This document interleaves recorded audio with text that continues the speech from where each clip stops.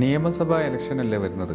ഈ നിയമസഭാ ഇലക്ഷനിൽ നമ്മൾ പരിശോധിക്കേണ്ട ഒരു കാര്യങ്ങളുണ്ട്. കാരണം ഒരു പരിധി കഴിഞ്ഞാൽ, അതായത് ഒരു 60-70 വയസ്സ് കഴിഞ്ഞാൽ പിന്നെ ആരോഗ്യമില്ലെങ്കിൽ ആളുകൾ സ്വയം മത്സരിക്കാതിരിക്കുക. അത്തരം മത്സരിക്കുന്ന സ്ഥാനാർത്ഥികളെ നിർബന്ധമായിട്ടും അതാത് മണ്ഡലങ്ങളെ തോപ്പിക്കണം. കാരണം എന്താ വെച്ചാൽ ഇപ്പൊ നമ്മളൊക്കെ ഞാനൊക്കെ വയനാടാണ്.